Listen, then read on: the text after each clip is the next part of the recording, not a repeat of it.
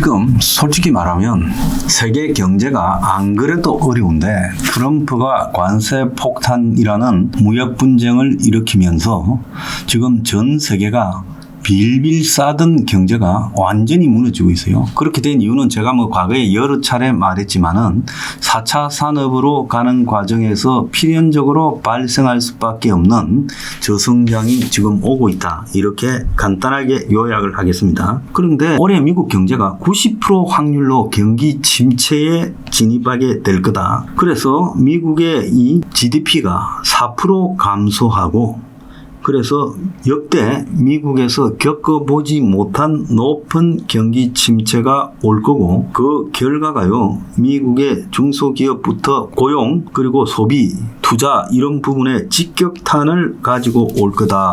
이렇게 말이 나오고 있어요. 이건 거의 합의된 이야기로 거론되고 있습니다. 자, 그러다 보니까 지금 위기 때 오히려 역으로 기축통화로서 가치가 세지던 달러가 지금 계속 달러 약세로 가고 있어요. 그래서 달러가 약세로 간다는 거는 이거는 주식 채권 시장이 붕괴될 거다라는 부분. 더 나아가서요. 이제 금까지 떨어지면 이제 이것은 엄청난 대공황이어서 뭘로도 지킬 수 없는 상황이 온다라는 수준이에요. 그래서 지금 달러가 약세가 되니까 환율이요 1430원으로 많이 내려왔죠. 자, 그런데 이 환율이 내려왔다고 좋아할 일이 아닌 게 미국에서 저 엄청난 경기 침체의 후폭풍이 이 한국을 덮치면 한국의 저성장 상황에서 한국이 경제가 완전히 지금 쇼크가 올 거다. 그래서 한국 경제의 적신호가 심해지고 올해 한국의 성장률이 1% 미만으로 떨어질 거고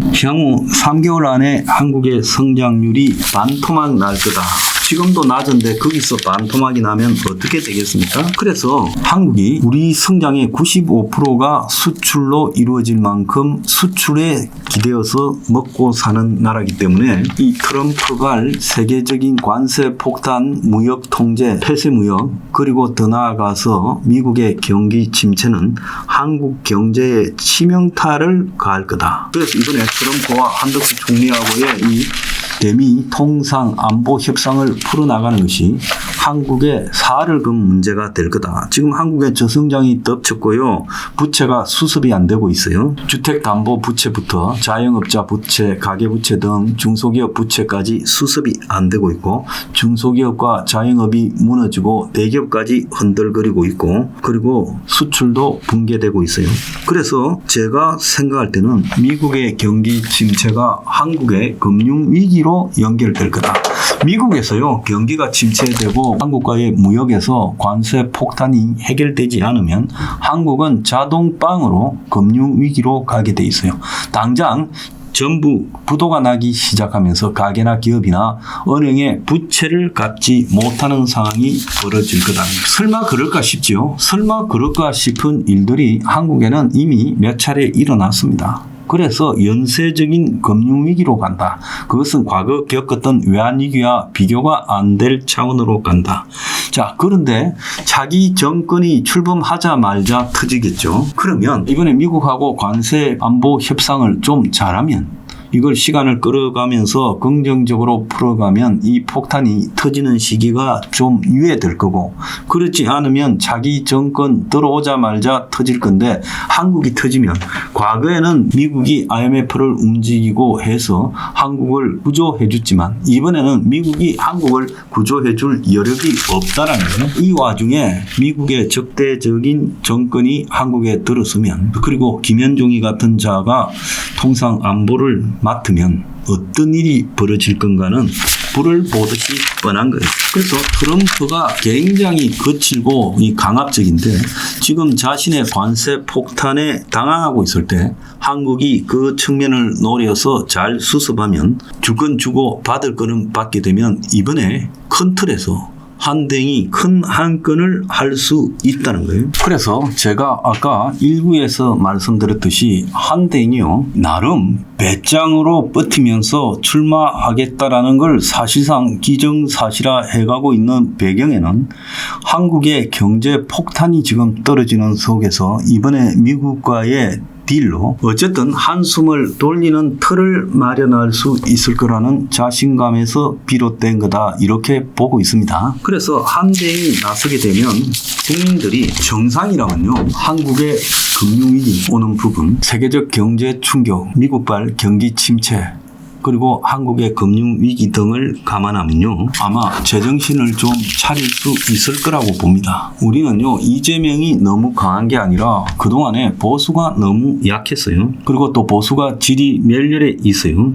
그래서 한대행의 출마 명분이 지금 뭐 대응을 하다가 심판을 하다가 선수로 나왔다 이런 거는 그냥 민주당이 상습적으로 하는 소리고 비상 겸 뭐 탄핵 이런 부분도 하는 소리예요. 그래서 그런 거는요 하나도 중요한 게 아니고 문제는 어쨌든 한대행으로 결정되면 보수는 지지를 다 할 거예요. 중도를 잡을 수 있는 건데 한대행을 가지고 윤통과 영남 부부는 성공하지 못할 것이다. 그래서 친윤에 엎혀서 윤희민은 단일하다라고 오늘도 조선일보가 칼럼에서 이야기를 했는데 저는 웃기는 소리라고 봅니다. 아마 한대행이 윤과는 단단하게 거리를 두고 대선에 나갈 겁니다. 그래서 한대행의 이제 약점과 단점을 분석한 언론의 이야기들을 보면 강점은 살아온 방향과 오랫동안의 경륜에서 오는 안정감이다. 요즘같이 불안정한 시기 또 이재명 포비아가 있는 시기에 한대행이 복귀해서 곧바로 트럼프와 통화하는 분 이런 것들이 지금 민주당에 공포를 주고 있다. 한대행의 약점은 나이가 많다라고 하는데 한대행이요 지금 76세입니다. 그런데 DJ는 74세 때 대통령이 됐고 그것도요 27년 전에. 미국은 트럼프가 지금 79이에요. 바이든도 79에 백악관에 갔지요. 그런데 한대행이 임기 5년을 채우겠다는 것도 아니고 경제를 안정시켜 놓고 개헌하고 물러나겠다. 중간에 물러나겠다라는 그런 입장을 공표할 건데 나이가 저는 장애가 되지 않는다. 일부는 뭐 내각제 개헌 세력에 떠밀려 있다란 그거는요. 저 국민의힘의 숙골들이 하는 이야기고 한대행이 발표하는 개헌 방향도 내각제는 아니다는 겁니다. 그래서 대통령제의 보완이라는 거죠. 그가 그렇게 몇 번을 이야기를 해도 내각제 하는 것은요. 한대행을 엄호하기 위한 숙골들의 업무다. 이렇게 규정해야 되죠. 한대행이 기회가 있는 이유는요. 왜 기회가 있느냐. 지금 국민의힘의 고만고만한 도토리들이 죽었다 깨어나도 이재명에게 안 된다고 결론이 나 있어요. 그리고 한대행이 만약에 영남 후보였으면요. 한대행 대세론이 나오지 않을 겁니다.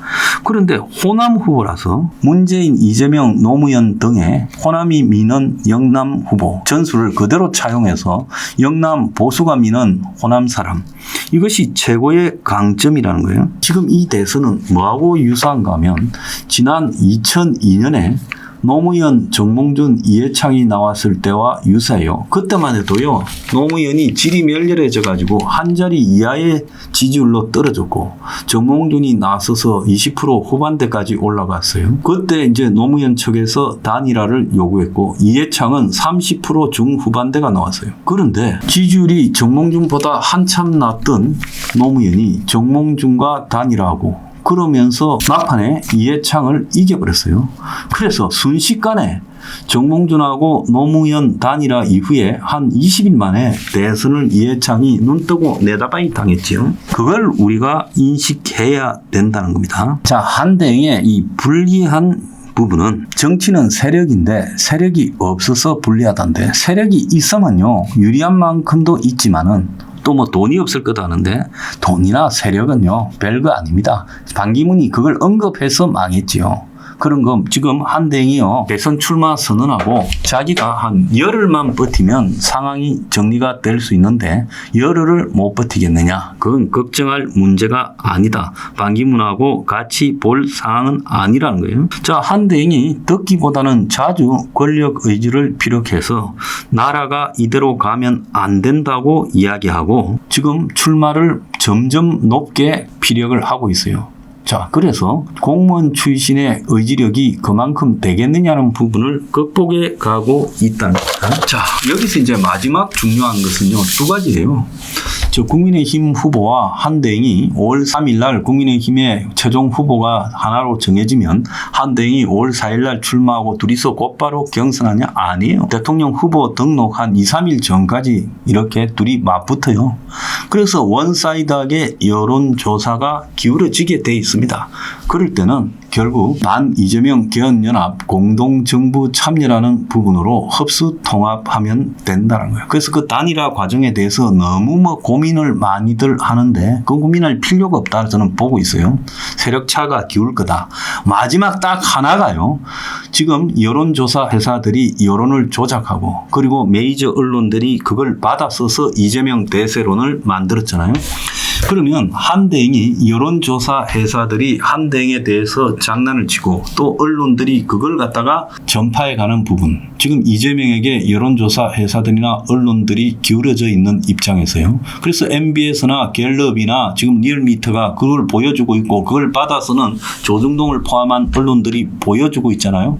그래서 객관적인 여론조사를 아주 빈번하게 할 필요가 있고 그것이 적어도 레거시 미디어라고 부르는 비중 있는 언론에 의해서 보도되도록 해야 된다. 이것이 제일 중요한 문제다. 저는 그렇게 생각합니다. 이 딱 한 가지가 핵심이에요.